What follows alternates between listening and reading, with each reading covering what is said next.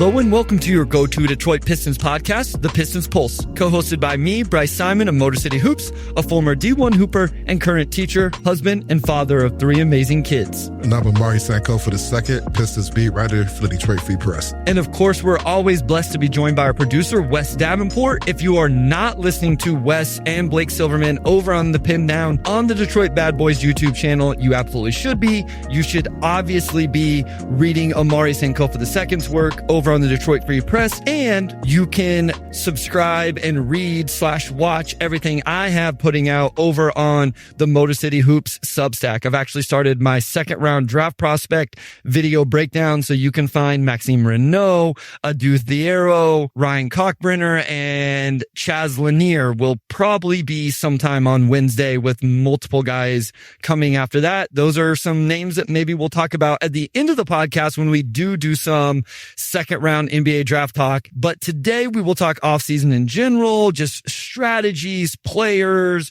free agents, trade targets, etc. But first, right before we start recording, Tom Thibodeau is fired by the New York Knicks. Your instant thoughts on a general NBA topic here on the Pistons Pulse. Yeah, it's curious because right after the Knicks lost, in the back of my mind, I'm like, this feels like the one that would be shocking. But then when you think about it, it makes a little bit more sense. It's still surprising. I mean, he's by far the best coach they've had, since who knows when. And, I think I sympathize with just the fact that that cat trade happened right before training camp. So you didn't really have an extended period of time to figure out how to get it to work with him and Brunson on both ends of the floor. But I think we're kind of doomed. Tibbs is that it didn't really work on either end of the floor. They didn't do a lot of pick and rolls of Cat. Cat didn't take a lot of threes. It just seems like they didn't really know how to utilize them and never really figured it out. And, I don't think on paper Indiana's that much better than the Knicks just from a pure, roster standpoint. I think part of that is just that the Pacers were optimized and the Knicks weren't.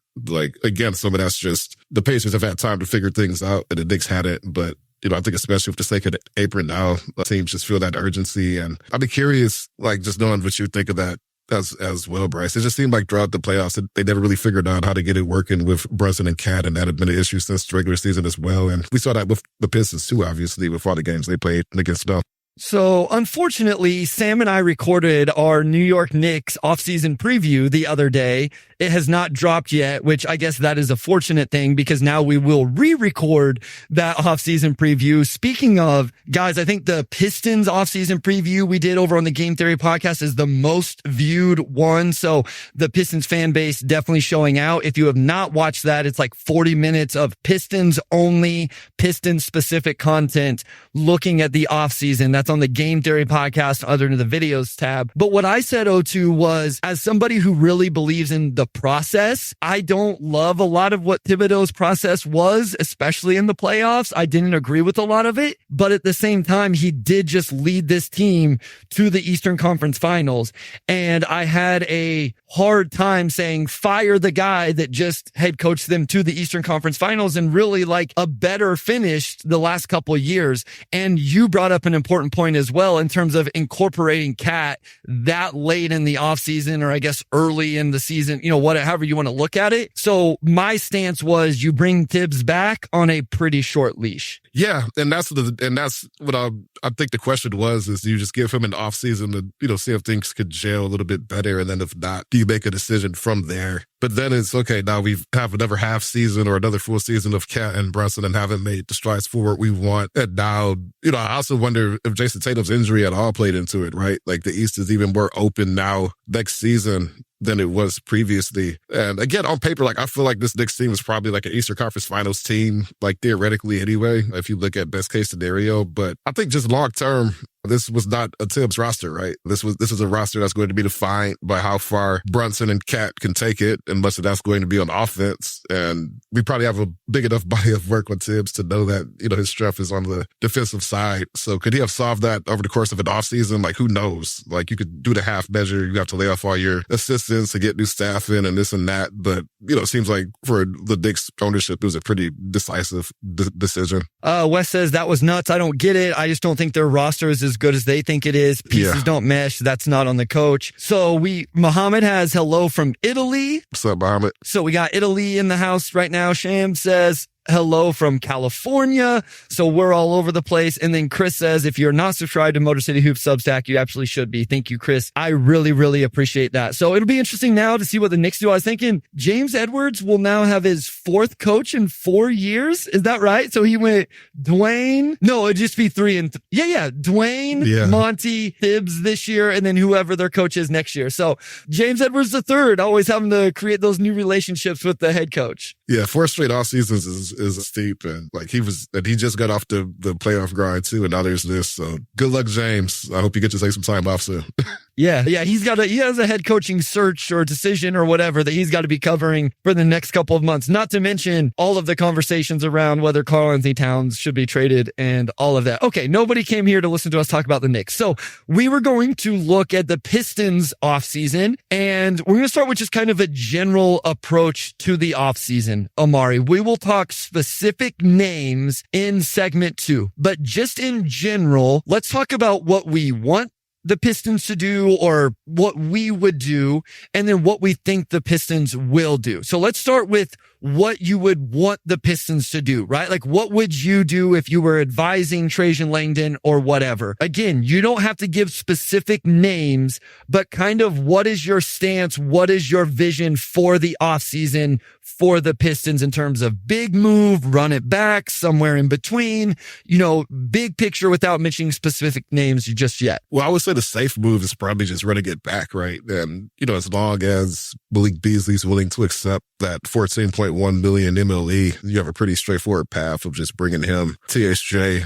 and Schroeder back. What I think we had Keith Smith on the other week, and he said if you just swap THJ and Schroeder's salaries from last season, or I'm sorry, THJ and Beasley's salaries from last season, and you're probably pretty happy. And that's essentially what it would be. I think the other side of that is this could be a very chaotic summer movement wise, and we're talking about some of this, but with all the teams looking to duck the second apron, either they're already there or they could be there, in a year. There's going to be options for free agency and also in the trade market. And, I guess the overarching question is there a theoretical upgrade that we could get that would make it worthwhile, not having the continuity of just bringing those guys back? Me personally, like if I'm Trajan, like this is just my opinion, like I probably lean toward running it back. But I say that without knowing the full picture of what will be available, once we get closer to free agency. And, there is a chance that depending on which guys become available, you may have to double think and say, okay, like, let's make sure we're exercising the best of our options here. Well, I mean, I think what's interesting is you brought up the landscape, and we can always think we know the landscape and think we know what a player is worth, and what a player is worth is what a team is willing to pay him. And you never know how that changes, right? I mean, and maybe a player is number 2 on a team's board and they're going to give him the non-tax MLE, but they signed the number 1 player on their board for the non-tax MLE, and then nobody else values him at the same spot. And then now he ends up on a vet min somewhere. Like, I wouldn't have guessed, I'm not saying this is what happened to him, I wouldn't have guessed Tyus Jones was going to end up on a vet min last year playing for the Phoenix Suns. Like every year I feel like there are names that end up on vet mins. And so maybe there are plays out, like if Detroit goes the under the cap route, right? We outlined this, the over the cap versus under the cap. Maybe there's a name out there that ends up as a room exception number that I don't foresee, right? Like maybe that is all Nickeil Alexander-Walker is worth. I think he's closer to a non-tax MLE guy. Maybe I'm completely wrong on what his market is going to be. And that's why it is so fascinating. Let's talk about things we think we both agree on. We are both in the camp in general, depending on the value of not making a huge move. And when I say a huge move, I mean a move that would require trading significant pieces of the young core and or future draft capital. Would you agree that we're both in that space in terms of what we would want to do or want to see happen? Yeah, I feel like we've been pretty consistent on that. Hold on. Wes just says, Bryce, you just dropped some awesome economic knowledge, my friend. Something is only as valuable as someone is willing to pay. Oh, all right, let's go. That's the teacher side of Bryce coming out. He must have been the economics teacher this past year. I was a science teacher. And I just had to take a praxis because actually my teaching license was in physical education. So I had to take the science praxis to get licensed in science. And so I've been studying on that, but let's cool. revisit that later on this offseason. That's like the undercurrent of being a teacher that we don't learn about. Okay. You know what I think you're going to hate what I tell you I used to study for it. What do you think I used to study for it? ChatGPT. I did. And it worked. Omari, I'm sorry. I know people don't like ChatGPT. No, that's fine. No, I don't hate ChatGPT in every capacity. There's specific ones that I don't. That's a whole nother discussion. But yeah, anything that helps you further yourself in life, I'm all for it, Bryce. Even if it's AI, I'm all for it. It actually, it really was beneficial, straight up. But yeah, you're right. That's like after summer league, off-season conversation. So you agree? I mean, I think the name that would interest me. Nope, we're not talking names yet. We'll come back to that. Wes will get mad at me if I get out of the outline. Okay, where are we at? What do we think is going to happen? Or no, what would we do in terms of over or under the cap? Where do we each land on that? Right. I mean, if you're bringing everybody back, then like over the cap's just the way to go. Like just to kind of recap, we talked about last week, obviously we have bird rights on Schroeder and THJ. And, you essentially do that to eat your cap space up. And then you have the 14.1 mil for Beasley, but you also have the biannual exception that you could go and, you just get whoever, right? Or maybe you use that to re-sign a couple of guys like Lindy Waters and Paul Reed or whoever. But long story short, like that's the most straightforward path for them is operating over the cap. Okay. So I think we both land on what we would do is essentially run this back in some capacity. I think we would agree that if there was a small upgrade, like if you could work Nickeil Alexander-Walker, upgrade over Tim Hardaway Jr. I see we have a Jake LaRavia idea here. We'll get into those specific names, but so we both would land on that. We're essentially running this back. I think Keith Black-Trudeau kind of talked me into this a little bit in terms of whenever I brought up the fear of truly running it back and the continuity almost being a negative because does it get stale? Reminding me that we have not seen this team truly play together with Jaden Ivey, Asar Thompson, Tobias Harris, etc. And so I would be willing to see that. So I think we both land in the same spot in terms of what we would do. What do we think? Oh, go ahead, O2. No, I was just going to say that it kind of echoes something Trajan Liggins said at the trade deadline, which I think could still apply this summer. It's just this group has earned the right to compete. We added Schroeder because they earned the right to compete. You went 44 games to make the leap you just had, and you assume that your young guys are going to continue to get better, then that's kind of the same thinking, right? Has this team just earned the right to run it back? And then of course, and we'll talk about this later, but you get vets on, deals that are probably more movable than you have now, and that gives you more flexibility going forward. There's a lot, I think, that you solve by just running it back. But again, the Pandora's box of, cap space and free agency may also be worthwhile depending on who's there, right? Okay. And so guys, we see your names in the comments. Keep throwing them in there. We are starring them. We will talk about them after the break. Okay. So this plays right into what the next part is. What do we think Trajan does, O2? You kind of just outlined it. So I think we are going to fall in the same general place in what we think Trajan does, which I'm not saying it's in line with us because we're super smart or something like that. It just seems like he is going to fall in line also with let's run this back. And like you said, they've earned the right to figure out. In some ways, I'm interested. Like I want to see if Malik Beasley can, do again what we just saw, right? So Keith Black-Trudeau, I'm fine with major changes if the deal is right. I just don't think major changes are necessary to anticipate this team being better next season. Trajan should not be under pressure to make a splash. Yeah. So to fairly and correctly verbalize Keith Black-Trudeau's thoughts, I'm glad he put that in there because I didn't want it to sound maybe I misconstrued where he stood. So O2, we think Trajan is going to kind of be in this same realm, right? To an extent, yeah. Like it's tough to say for certain because again, like there are guys who could become available on the market that will have to at least make you step back and say, we'll be able to at least talk about this, right? Or in the event that maybe THJ and or Beasley want to go elsewhere, then maybe you reconsider the entire approach, right? So I still think that there are some variables you can't account for that could blow their plans of bringing it back, up to an extent. But like, I think that's the overall approach that they're thinking with this offseason. They're like, we're not going to make any dramatic changes because we have found something that works and you need to learn to an extent how much it works. And even after this good season, you probably still can't say that yet, right? Yeah. I mean, as we talked about earlier, not knowing what the market is, what if somebody talks themselves into a bigger number for Malik Beasley? Now, the hard part for other teams with that is very few teams can offer more than what Detroit can offer Malik Beasley, right? So that is an advantage for Detroit, where essentially what other teams are going to be able to give is the non-tax MLE. But if Beasley could use that leverage of, hey, such and such team is offering me the non-tax MLE, I'm going to take that unless you offer me more. And if in that situation, Trajan and the front office say, hey, we can't let him walk. Well, now they're forced to go under the cap 0-2, right? Like now their hand has been forced if they want to keep Beasley. And so like that's where things get really interesting with the off. Like I'm fascinated to see what Dennis Schroeder, like I know there's a question in here as we've done our offseason previews over on Game Theory. There's some teams where it's like, Schroeder makes sense here. Schroeder makes sense there. And so I could see him having a market.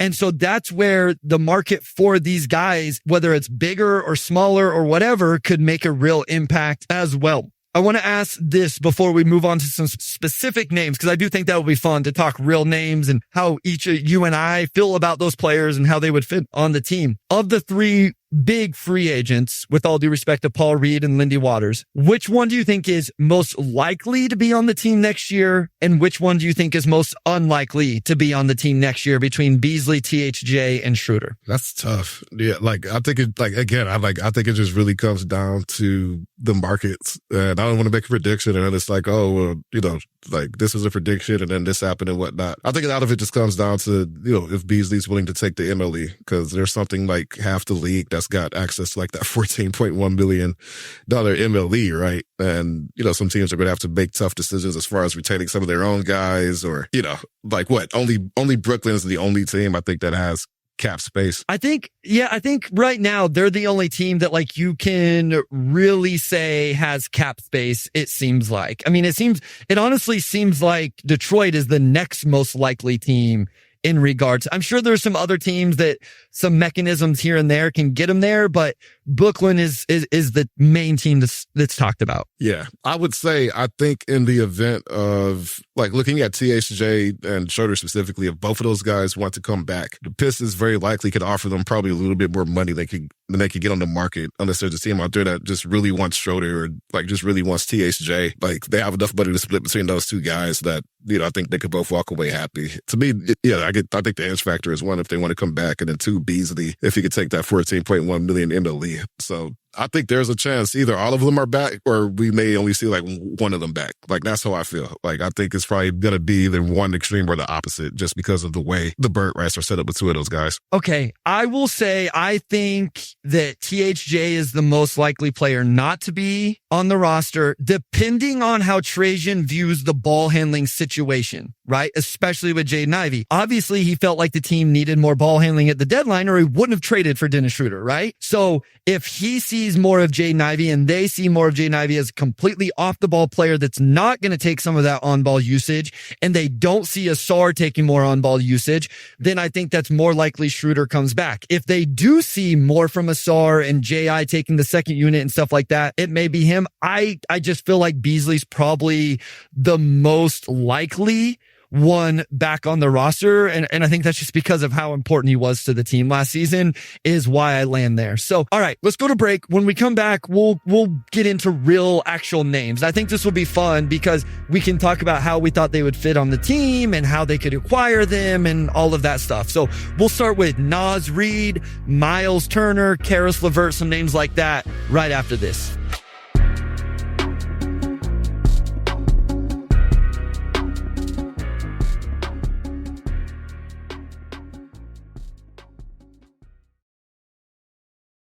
All right, we're back with segment 2, and we're going to get into some specific names that have popped up in the rumor mill and the past. The Pistons have to acquire some of these guys because some of them are free agents. Some of them technically are still under contract. So we can start up with Naz Reid, who has a player option in the neighborhood of, I believe, $15 billion, right? So, for him, do I take the MLE somewhere else and get like long-term money, or do I take the player option and then have an open market next summer? But his name comes up so much. Where are you guys as far as Nas Reed as a player first, Bryce, I feel like we have not really discussed him as a player, even though he's obviously somebody that holds a lot of appeal around the league. Yeah, Nas is really interesting because I'm fascinated to see what Minnesota does. They actually have they have a few different interesting free agent decisions depending on what players decide. I think Julius has a player option as well. Na is an unrestricted free agent. And, it's a team that, if you're going to keep Julius and pay him, do you also keep Nas? Do you like those?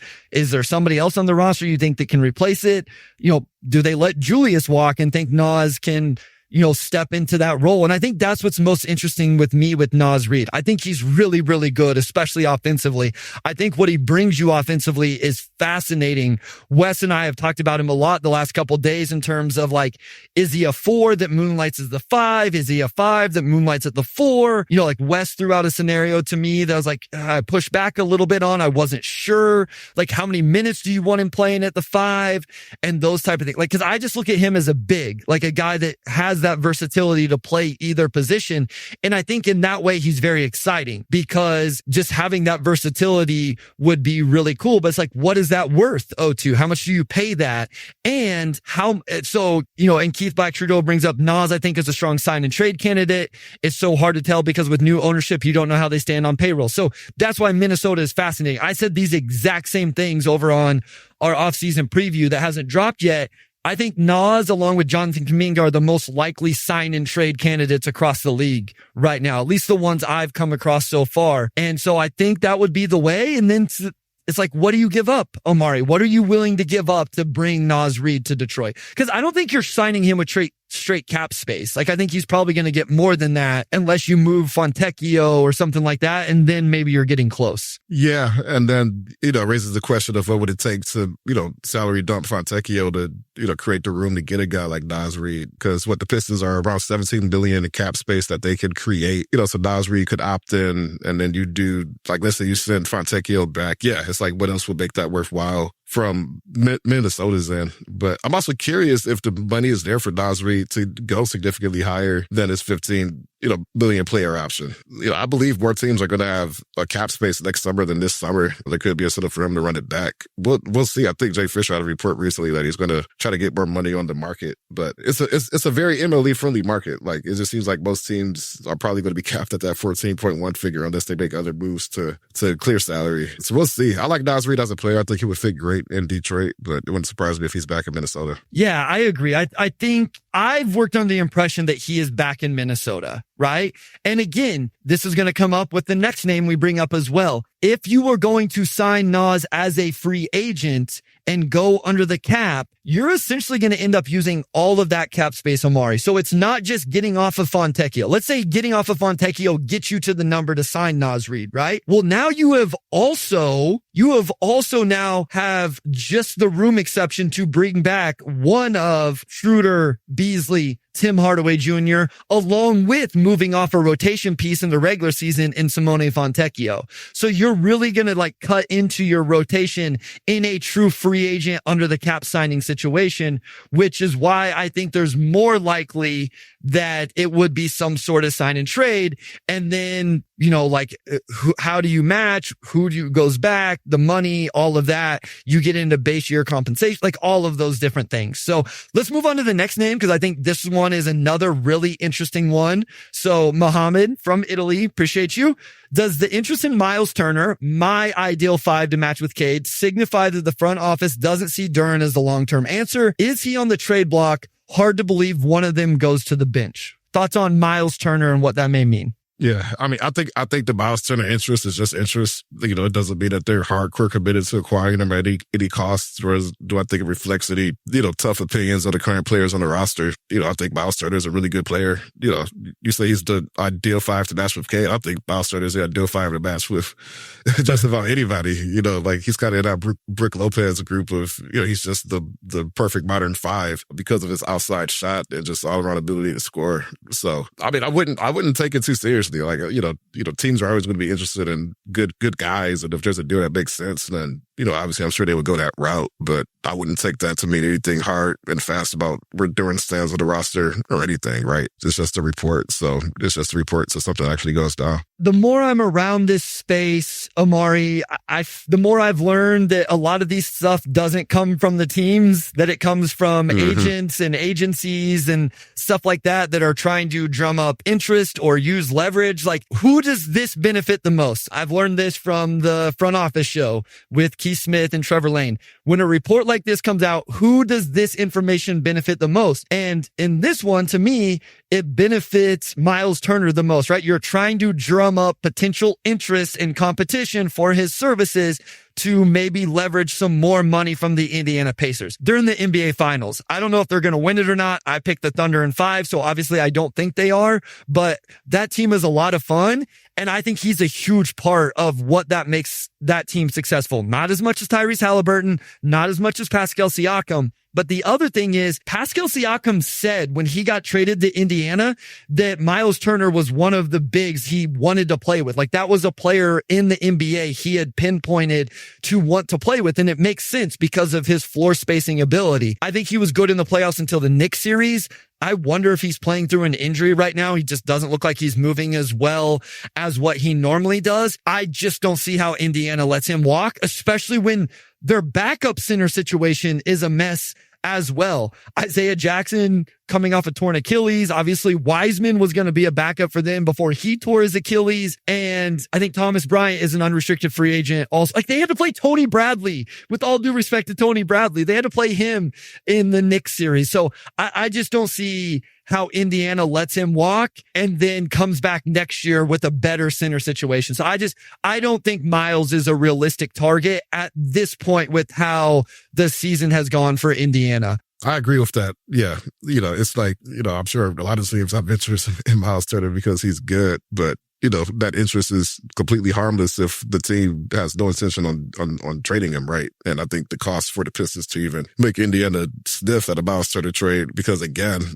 like, no one else can do what Miles Turner does, including most of the players on the Pistons, except, Beef still haven't started in the playoffs yet, but, I think he has that type of upside. But long story short, like, I think we're on the same page. Like, he's more than likely not going to go anywhere. So, the Pistons could be as interested as they want, but realistically, there's probably not an offer that they could make to get him. Mr. Ray says, interest in stretch fives isn't a direct indictment of Duran, but it does signify that they are perhaps looking in other direction to maximize this young core. Yeah, I've said I would rather see them do a proof of concept stretch big, one that they could sign to. Okay, so Sham brings up, can we get Lopez just because he is such a Pistons killer? Stu can move to the 4. My thing with Lopez, or even Al Horford is another name I brought up, is it's just like short-term deals that show proof of concept. The issue here is I don't love the Isaiah Stewart at the 4 as much, Omari, but like, is Lopez signing up to be in a rotation of 3 centers? Is Al Horford signing up to be in the rotation of 3 centers? He can play a little bit more 4 maybe, but like, that's kind of the issue. That's why I think a name we'll talk about in like 15 or 20 minutes is the place I would go for the stretch big proof of concept more than these free agents. Let's get into some other, maybe, I feel like those are the biggest names. Well, let's go to this one because I see it in the chat quite a bit. Jaren Jackson Jr. I think Jaren Jackson Jr. would be awesome. My thing with Jaren Jackson Jr. is I think Jaren could actually come in and also be the second offensive option that we always talk about as well. Like, Jaren, I don't know if people realize how good Jaren has been. The last 2 years ago, it was in the absence of a lot of players. It wasn't as efficient. This year, I'm pretty sure he ended up as the leading scorer on the Grizzlies with pretty good efficiency. I'm pulling up his numbers right now. So in the regular season, Ja ended up a point higher, but 22 points on 49, 38, 78 from Jaren Jackson Jr. The numbers in the playoffs, 4 games, not as good, but I do think there is a world where he could be the second option. I don't know what Memphis is going to do this offseason. My guess is they go ahead and up his salary this year and extend him off of that, and he stays in Memphis long term, though. Yeah, like, again, like, Jaren is in that Miles Turner category of it's just really hard to find players with that skill set, and those players could just be really transformational for your team. Like, I love Ja's game. Like the way Jaren can impact both sides, I think makes him their best all-around player. You know, you're talking about a guy who just won Defensive Player of the Year. You know, a guy who's still really young. Yeah, I think he's a year 6 or 7, but like he was one of the youngest players in his class. He can't be older than 25 or 26 now. I mean, if I'm Memphis, I'm not letting him go. You know, if I'm the Pistons and you have an avenue to get him, then I think that's certainly worth discussing. You know, especially if you could like keep Duren somehow in like that type of deal as well. Like, because Jaren just does, like, he doesn't rebound. He's averaging like 5-6 rebounds a game. So you're not. We can keep it straight. You watched it. You watched it firsthand. That's just like, he's not even looking at the glass a lot of times. So you have to pair him with a 5. And that's why the Grizzlies, you know, I've had Steven Adams and, you know, Zach Edey. And Zach Edey and, you know, all these centers over the years, Jonas Valanciunas, you know, guys who can just clean up rebounds. So with that caveat, yeah, big fan of Jaren Jackson's game. And, you know, for that reason, like, I would think Memphis doesn't try to let him go, but we will see. Yeah, Ben says maybe a trade deadline candidate if things go off the rails in Memphis next season. Maybe. But again, my opinion is they're about to invest very heavily in Jaren Jackson Jr. Again, I think they've put themselves in position to have cap space, but to have cap space to give him a raise on his current deal that then they can extend off of that. And this is something you guys have thrown back at me, and rightfully so. That's where you find yourself when you have descending contracts. I've brought up descending contracts before. The issue with descending contracts is whenever it comes time to extend off of them, if the player way outplays that contract, it can become difficult, which is why Memphis traded Marcus Smart, created flexibility so that they can do this. Mark Murray says, what's up, guys? What's up, Mark? How are you doing? Appreciate you tuning in from Kansas. I don't even know if he's a Pistons fan, but he's locked in on the Pistons pulse, which I appreciate. We went to college together, so what's up, Mark? Always appreciate Mark for jumping in there. So, all right, let's go to a few other names, maybe not as big. So I'll throw out some names and like you just give me the name of the bunch that interests you the most. KO2, Karis LeVert, Luke Kennard, Dorian Finney-Smith, Steven Adams, Chris Boucher. We'll just go, what is that? That is 5 at a time. I know it's a random 5 names, but you give me the one that's most interesting to you. Yeah, I would say that I like the idea of Dorian Finney-Smith. Sure. Just like, I think defensively, you know, he fits this team like a glove. He gives you some depth at the 4, which you need. And he shot the 3, I think, pretty well too. And I'm going to look up his numbers really quick. But out of all those guys, I think his name stands out the most for sure. My bad, Ben. Ben, you had asked the question about Jaren Jackson Jr. as well. So I apologize, Ben. I didn't click on that from the chat. So that's my bad. I'm going to blame Wes for not putting it up there. So, but yeah, I think Dorian Finney-Smith is probably the name as well. I mean, like, I like the idea. I know for most Pistons fans, like Luke, I don't know how they feel about him or whatever. Like, he's still a guy that can space the floor, can do a little bit with the ball in his hands.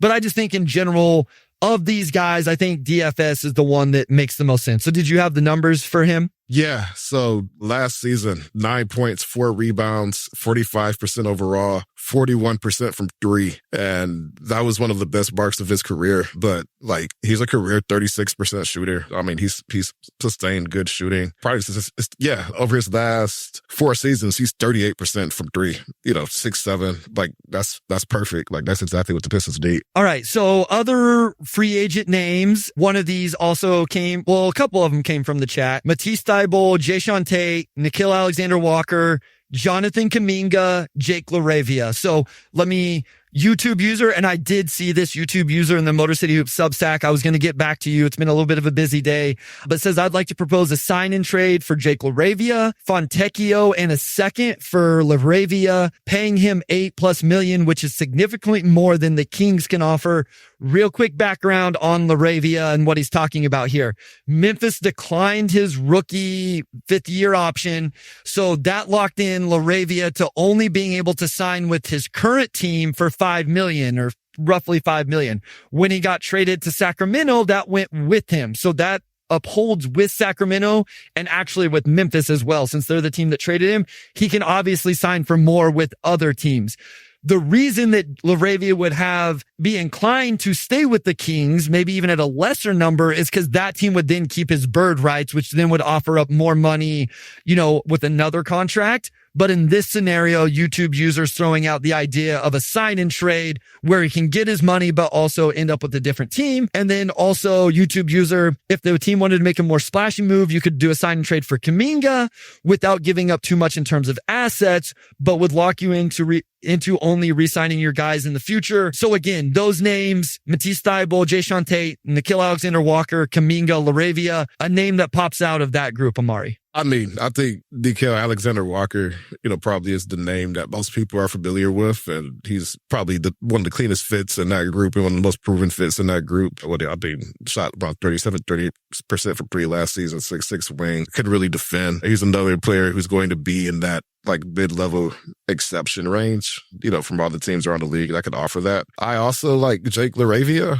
I liked him since he was a prospect a few years back, and it took him a few years to figure it out. But I just think he's a really solid all-around 6'8" wing, and he hasn't really had a big role yet. But he is the type of guy I would target, with the expectation that he could be a pretty big piece at some point, or at least a pretty key role player, just with all the boxes he checks for you. Yeah, I mean, I think LaRavia is underrated as a defender. I think he can actually really defend. And so if you want to continue to build out this wing forward room of guys that can really guard, if that's the identity that Trajan and JB want to go with, I think him or Nam make a ton of sense in regard to that.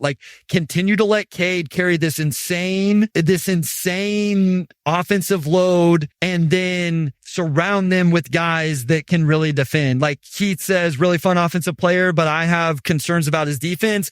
I would respectfully disagree. I think LaRavia can take real matchups and has real versatility on that end.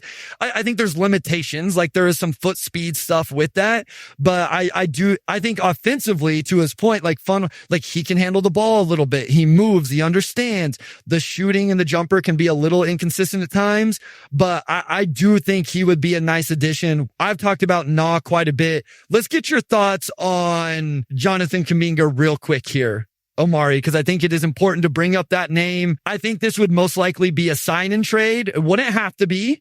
Detroit could go under the cap and then offer the most they wanted to Kuminga in that way. But my guess is it would be a sign and trade. He can score the basketball.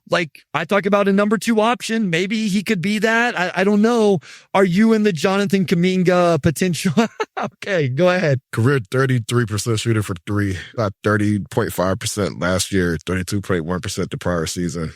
We've got, if I'm Trajan, I'm we've got Ron Holland, we've got Asar. I'm invested in those guys. I don't know what the cost for Kuminga would be. I think, again, he's a pretty divisive player. And, I don't know if I doubt he fetches the full MLE on the open market. I don't know what that would look like from a contract standpoint, but that's just not high on my priority list. I'm not looking at the summer we need to go get another athletic non-shooting wing, especially before the Asar and Ron Holland showed last season. If you're a believer in the jumper, then that's another thing. But for me, I think that just kind of puts them in the, we're not going to go this route category. Z Digital says, what up, Doe? What up? You know what's funny, O2? I find myself saying that to my students. I'll see them in the morning, be what up, Doe?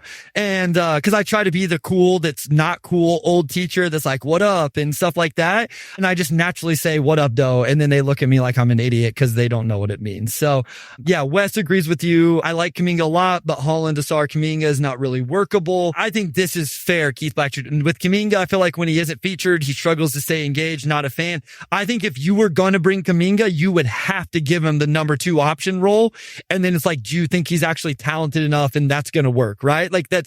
I want to go to Chris real quick, and then we'll go to some other trade names. You'll pick your favorite of the bunch, and then we'll go to draft stuff at the end. What are the options coming out of OKC? They're about to get expensive, still have a lot of draft assets. Who are the young fringe players on the Thunder you'd consider going after? I will tell you the 2 names that I would love the most would be Isaiah Joe or Aaron Wiggins. If they decided they wanted to be out of business with those 2 guys for whatever reasons, which I don't think they will because both of those guys are on really good contracts also, but those are the 2 names that I would be most excited about if it's not obviously Hartenstein or Caruso or somebody like that, right? Yeah.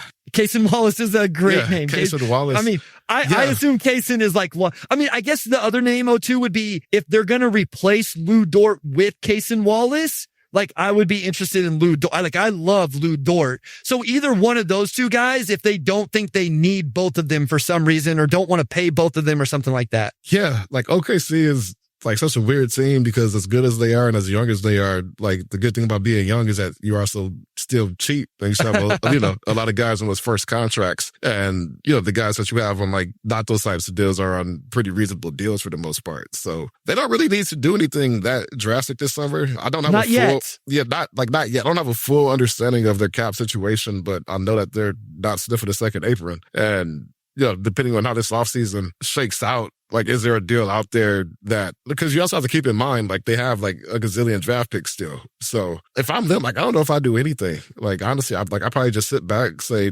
good job, guys. Assuming you win the finals, have fun, and front office, you did a great job. Let's, retain who we can, but I'm not trying to blow this team up at all. Like, we could cross that bridge, we'll be into it. Quick, Darshan says, Jalen Williams, AJ Mitchell. AJ Mitchell's a great name. I will just say this. I don't think this is happening in the next year or so, but in 27-28, assuming these guys are all on the roster, Shea will have a new Supermax or whatever it is. Chet will have to be on his new contract, which could be big if he makes all NBA. We'll see. J-Dub will be on his non-rookie deal, the first year of it in 27. This is all the first year of those deals. Also that year, Lou Dort is now an unrestricted free agent.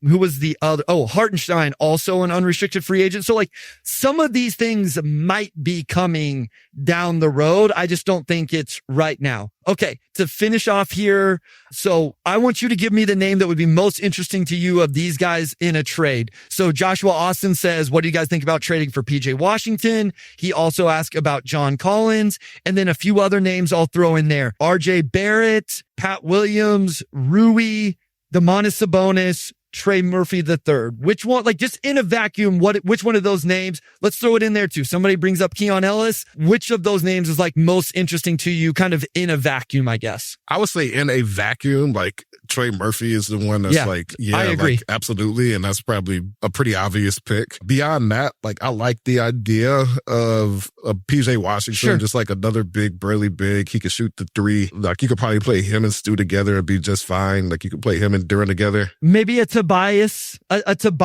replacement potentially, right? Yeah, maybe a potential Tobias replacement as he, gets a bit older and his road, probably goes down. Although with his game, like, I wouldn't be surprised if that takes a few years. But like beyond that, it's just sort of like what's the cost to asset ratio here? Where like Pat Williams, like that's an interesting name. I just feel like he hasn't really carved out much of a role in Chicago. So where are you giving up for a guy like that? And is it worthwhile investing in a guy like Pat Williams who probably overlaps with Asar and Ron Holland in a way? Rui Hachimura, like. Solid dude. Like, what is it going to cost to get a guy like that? Sabonis, no, I like Sabonis as a player. I think what it would cost to trade for him and then figuring out his fit, like, that's probably not something the Pistons need to deal with right now. If I'm just picking two guys, I would say Trey Murphy and PJ Washington. Yeah, I mean, I hate to be like similar and give the same names. Trey would obviously be the name. Trey is a player that I would at least consider trading some assets for because I just believe in him that much. He is the one name that this offseason, if New Orleans were truly trying to trade him for whatever reason, which I would absolutely disagree with and not understand why, he would be one I would at least consider doing that with. And then PJ, Sam actually brought this up, like a Dennis Schroeder for PJ Washington sign and trade type of deal, because what is PJ's role in Dallas? They have Anthony Davis, they have two centers, and they're about to draft Cooper Flagg. Where does PJ Washington play in that rotation unless they're playing, dudes way, up and down the lineup? And they could use Dennis Schroeder, right? Like they could use him in the non-Kyrie games next year, we saw it this year. They could play him with Kyrie or in the back unit or whatever. So I like that name as well. All right. I think that gets us through a bunch of the names for the offseason in terms of trades, free agents, all of that. This is going to time up about perfectly. I didn't figure 20 minutes of second round prospect talk would go super great, but we'll have about 15 minutes here. We're going to go to break. When we come back, we are going to talk about Maxime Renaud to start, and then we can talk about whoever you want after that.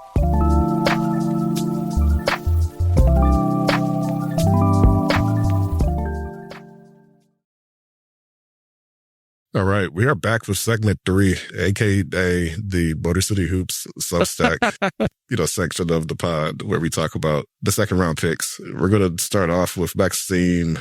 It's Renaud, right? That's how you pronounce it. Renaud.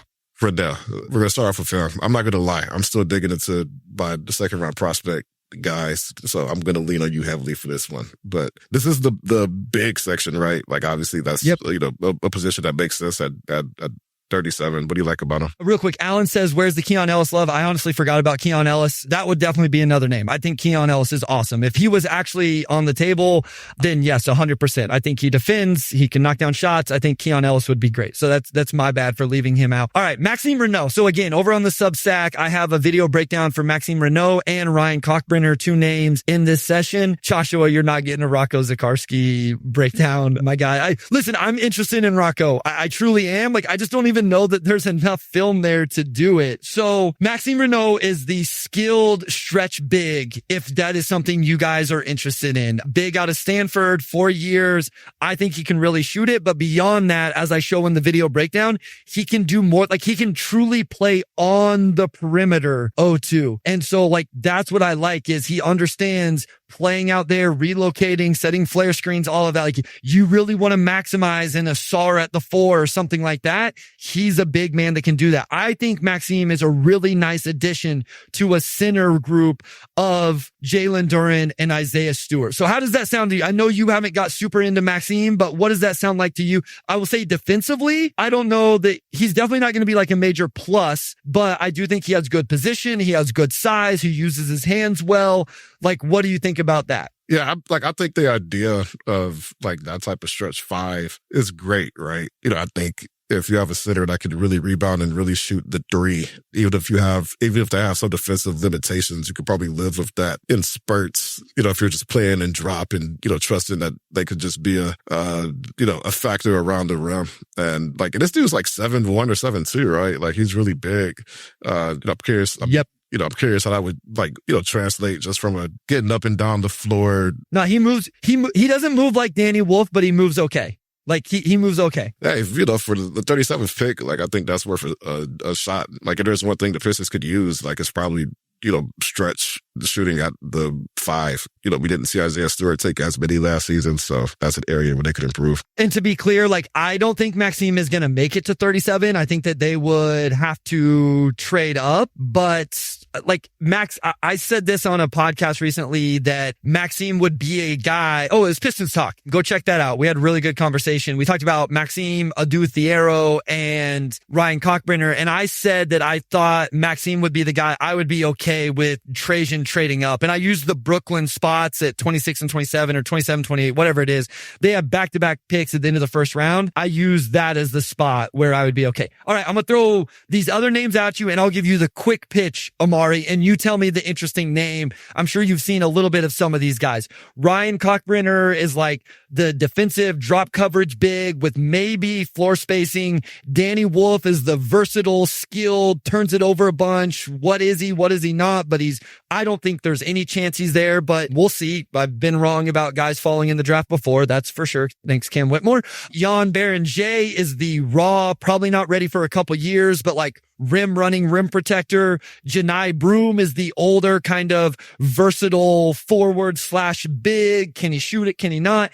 And Hansen Yang is like massive, can't move very well, but man, he can really pass and is really fun with that. Any of those names stick out to you? Yeah, I'm familiar with Cockbrenner a bit. Yeah. Again, like another just massive dude who can do a little bit of everything. Not a lot of true holes in his game. Like, the Pistons could use size. Sure. Like they could absolutely use size in their front court. So like the idea of him like just being like a legitimate huge 7-footer who's just going to eat up space, right? Like, I think that there's a lot of like upside to having a guy like that. I have some familiarity with Johnny Broom. I like the idea of like a guy just with his overall tool set. Like, I think he has some versatility. Like, that's what sounds good to me. I know Johnny Broom's a little bit smaller too. Like, I don't know if he's that much bigger than Isaiah Stewart or somewhere between him and Duren. But yeah, sign me up for the 7-foot guys. They're going to give you some size. They're going to give you some scoring. If you just need that as a third big, I think that's perfect. Yeah. All right. So let's go to the kind of the wing forward room.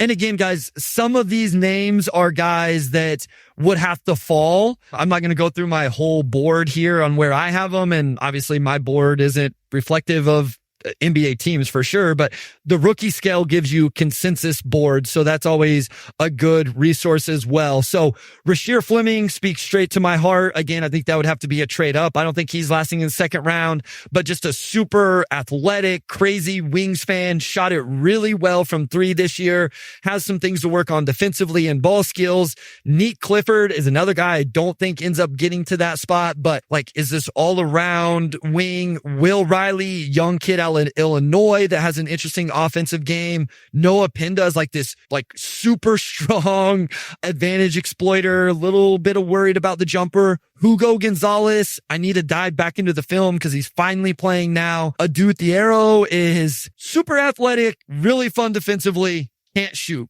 Let me know if you've heard of that one before. Alex Tui, another versatile player out of the NBL. Any of those names kind of strike you a little bit? Yeah. Rasheer Fleming is a name that's come up a lot. Yeah. And is he, like, he's probably not going to be there at 37, is he, based on all people are talking about him? So Wes said he used the Tankathon board and went 20 to 40. I think Rasheer would absolutely have to be a trade up guy. So as I go through the names I just mentioned, I think you would have to trade up for Fleming. I think Neat Clifford would have to fall based on where I have him, and you have to trade up. Will Riley would be a trade up. Pinda, maybe slight trade up. I like Pinda too. Like, yeah, Pinda's real interesting, man. Like, Noah Pinda is really, really interesting. Thiero, I don't know. I have Thiero in their range, but I could see people, again, if they think he can shoot it or they can figure out the shooting, or if shooting isn't as big of an issue with their rosters, I could see him being higher on boards. Tui, I think, definitely is in play at 37. Yeah, like there's a lot of really interesting names in there. Like you have some guys like with some like really great athleticism. Like Thiero's one of the better athletes in the draft. Oh, right? yeah. Like No question. Super bouncy, like some good names in there. Like the thing is, when you're looking like at a pick that late, you're getting shooting, or you're getting athleticism, or you're getting like you're not getting everything. So I would say like I would probably be more open to taking a wing that can't shoot in that range if you're just going off of a pure upside play. Sure. You know, like, yeah, there's like drafting for need. You need a 7-foot center or whatever it may be. But like, there's just a lot of toolsy rings in that range that I think, you know, if you're cool with it being a 2 or 3 year thing, it could pay off down the road. We're about to get to the guards, Keith. I promise I'll get there. But Fargon says what hurts the situation is the players returning to college. Like, yeah, NIL has hurt the depth of the draft. I will say this. I have a tier break at 34 right now. That is my tier break of guys I think are potential first round picks. I don't think that the Pistons at 37 is an awful position. I think there's a chance that one of these interesting names ends up there. I've said about 40 is my cutoff for interesting names, and I'm sure some guys will go above it. Another name I'll throw out is Drake Powell, a guy that stayed in from North Carolina, a guy I think can really defend. We'll see where the shooting goes. But as Mr. Ray says, like, is this guy playing next year anyway? So like, they're not part of the rotation next year. Give him a year to figure out the shot and, you know, work with Fred Vinson. So Wes says Pinda is an early. He's super fun for me. He said he's very early on his research as well. All right. So the guard. So you have Sion James, who is like this get after you point of attack defender who like has to be able to shoot. Ben Seraph, who I think is awesome. Like, I think that dude can really, really, like, somebody asked about the highest ceiling. Quick, Darshan. Like, if Ben Seraph goes in the second round, he has the highest ceiling in the second round. Let's see. Walter Clayton Jr., I don't think he gets there. Cedric Coward, I don't think gets there. Cam Jones, Chaz Lanier, you had Drake Powell here. Keith Black-Trudeau also brings up Tyrese Proctor. So those are some interesting names there. Familiar with any of those names that stand out to you, O2? Yeah, Ben Seraph, I'm familiar with for sure. Just crazy passer. Like, I watched some of his highlight clips that reminded me of when Ricky Rubio got drafted and he was just doing all this Steve Nash stuff. And it's like, okay, cool. And like, anytime you have a young guy who's playing at a high level for like a genuinely good European team, I think that turns heads. I don't know what else he brings beyond just what he could do with the ball in his hands. I know he's not a great shooter,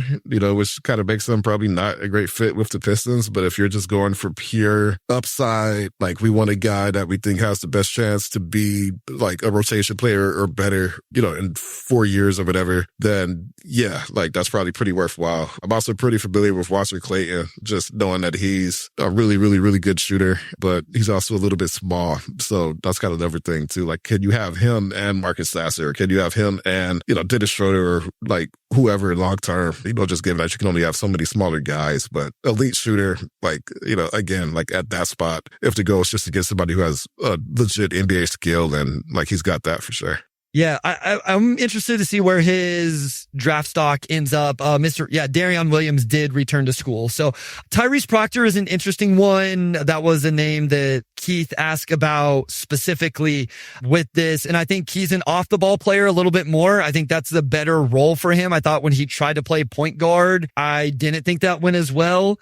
And so the other thing is but I think the jumper is there and I think he defends at the point of attack. So Tyrese Proctor is an interesting name. I have him at 40 on my board.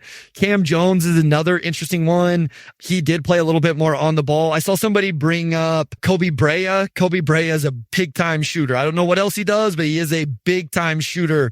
He can absolutely do that. I just did my Chaz Lanier. Yeah, I just did the Chaz Lanier clips today. It was a little better defensively than what I thought in terms of like off ball rotations. And you guys know I'm a sucker for weak side defensive rotation box out stuff. Lanier may have moved up my board diving into that a little bit more today. He was already mid-second round, but he may have went up a little bit. Yeah, Condon went back to Florida, obviously, as a big guy. So, yeah, maybe moving forward, Omari, you can pick out a couple guys you really want to watch and are interested in, and then we can dive into their games a little bit more. I feel like today we just kind of threw out a bunch of names, gave the surface level stuff, but maybe every week we can pick out one or two names and then just do a segment of let's talk really in depth about Janai Broom and Adu Thiero. Or I'll give you another big man name is Niederhauser out of Penn State. Came on late in terms of the draft cycle, ridiculous combine measurements, upside there in terms of like just this big, that rim running, rim protection, some of that stuff. So that's another name that Pistons fans might want to get familiar with if they aren't already. Yeah. And, I also reported Chaz Lanier had, to work out with the team recently. I get like another, wing, with solid wing size, I can really shoot the ball. So they've got some options in that range. I don't know if you look at that spot, like, this will dictate what we do at free agency, but you could look at getting another 6'6" in that range shooter. Like there's some 7-footers there. Like I think there's a handful of opportunities in that range to find somebody who can contribute. Well, and I think what I look at it as is if you're going to let Paul Reed go, I thought Paul Reed played meaningful minutes at times, like a meaningful role, right? As the third center. I do think that there's some names there potentially that could fill that role where you bring in that guy as a second round pick and then, you replace that role. Or like, I don't think Chaz Lanier is going to come in and start like Tim Hardaway Jr. did. But if Tim Hardaway Jr. walks and you want to get that archetype and that ilk into the system in the organization, a Chaz Lanier or a Kobe Brea or somebody like that could make sense. It's probably not next year, but in there. And like Stephen P says, thoughts on if you think Bobby gets minutes next year? I'm fascinated. I feel like there's a spot available, right? I mean, if you told me he went in and stole Fontecchio's role on the team, I wouldn't be shocked. I think it just comes down to Bobby's growth and improvement. And I think we talked about it in the last couple episodes. Like that probably is what Summer League is going to be about is watching Bobby Klitman for the Detroit Pistons this year. There's no top 5 pick to get excited about it in Vegas. Hopefully they play the first couple days I'm there. I think surely everybody plays in the first 2 or 3 days, right? So I'll at least... Yeah, I think everybody plays in the first 2. Yes, so at least I'll at least get to see them play once. I doubt they get the Thursday night prime time though. My guess is that will be Dallas Mavericks, San Antonio Spurs game on Thursday night to see Cooper Flagg versus Dylan Harper. I think that one is already booked. Assuming Dylan Harper goes number 2, but I can't imagine why he wouldn't. That's another fun debate. Like, what should the Spurs, like, we don't have to talk about this now. They have so many bigs. So this would be a fun summer league to watch from afar. Like none of these guys have any stakes on the Pistons. It'd be nice to just go to Vegas and, just watch these guys compete. And and Bobby Klitman, we'll see if Ron Holland plays for the Pistons, but it'll be some guys for sure. Dennis Jenkins. I like watching Jenkins play. Beastly Arrow says thoughts on Drake Powell. I think Drake Powell's really interesting. I think he's really good defensively. I think the offensive game has to come around for him to really be successful. if he's there at 37 as a young player that you're just going to take time to develop, I think that's a really, really interesting name for the Pistons on the wing. So I like that name for them. Yeah, I don't know what happens with Lundy Waters, unrestricted free agent, right? So we'll see if he gets brought back or not, Omari. That's all I got. Well, real quick to talk about, I think the Mavs should absolutely select Cooper Flagg at number 1, no questions asked. And honestly, I think the Spurs should absolutely select Dylan Harper unless they get like a king's ransom in a trade. I have tier breaks with those two guys. I think Cooper is in a tier in his own, and I have Dylan Harper in a tier of his own at number 2 before a tier of 6 or 7 players after him. So I do think that will be 1-2 on draft night. So that's all I got. I know we'll have some guests on over the next few weeks. I think Wes, we have like 3 weeks, and then we get, honestly, the draft is this month, not that far away. We'll at least have a second round pick to talk about. So yeah, we'll get into that. We'll have some more offseason talk. We'll get some guests on and we'll go from there. But that is it for tonight. So O2, take it away, my friend. For sure. And with that, big thanks to our audio producer, Robin Chan, our editor-in-chief, Nicole Avery Nichols, and big shout out to Wes Davenport, as always. And we'll talk to you all next week.